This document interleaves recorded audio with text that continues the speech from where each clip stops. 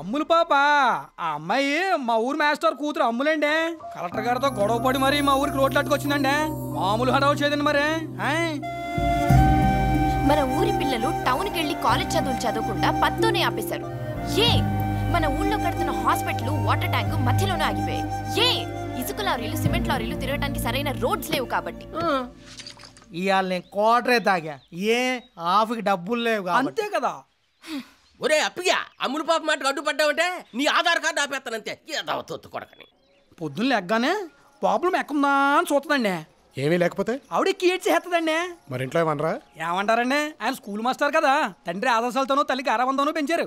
ఊళ్ళో వాళ్ళ గొడవలు నీకెందుకు చెప్పు? అందరు అమ్మాయిలా పెళ్లి చేసుకుని నువ్వు ఇంటిదాని అవ్వచ్చు కదే. అమ్ములు అందరు అమ్మాయిల లాంటిది కాదు. మా నాన్న నన్ను అలా పెంచలా.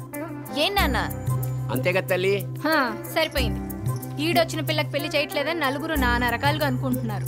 40 రకాలుగా అనుకున్నా ఐ డోంట్ కేర్. నేను నా కోసం బతుకుతున్నాను. మరి సంబంధాలు ఏమి చూడట్లేదా? అమ్మచుడు కూడా తీరిందండి బాబా. పిల్ల మంచి జామ్ పండ్లా ఉంటది కదండి. అందుకనే పక్కూరు నుంచి మంచి రిచ్ సంబంధం కూడా వచ్చిందండి. అసలు మీరు పెళ్ళెందుకు చేసుకోవాలనుకుంటున్నారు? అనిపించిన మగాడన్నాక ఆడతోడు ఉండాలా, ఆడదన్నాక మగతోడు ఉండాలా. వీళ్ళిద్దరిది ఇసుకి చూడాలాగా ఎడతీలని బంధం మరే.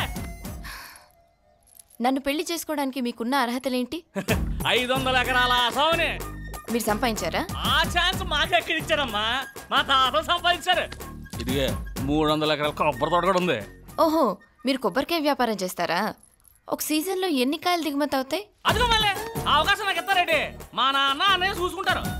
మరి మీరేం చేస్తారు? ఈ ఆర్తిని ఎలా ఖర్చు పెట్టాలా అని బేంగతో ఉంటాను. పగలేమో పేకాట, ఇక రాత్రి అయితే అద్దనటవా అంటే కష్టపడమన్నమాట. ఓరే నాయనో, నాకీ కట్టవేంట్రా? లేరా, పెద్దల ఆస్తులు చూపించి పోజు కొట్టే వాళ్ళంటే నాకు చిర్రాకు. లే, నేను చేసుకుంటే రోజు కట్టబడాలి. అమ్ములు బాగా నచ్చిందమ్మా. తను ఎలా ఉందంటే అచ్చం నీలా ఉందమ్మా. అమ్మలాంటి అమ్మాయి దొరకడం అదృష్టమే కదమ్మా.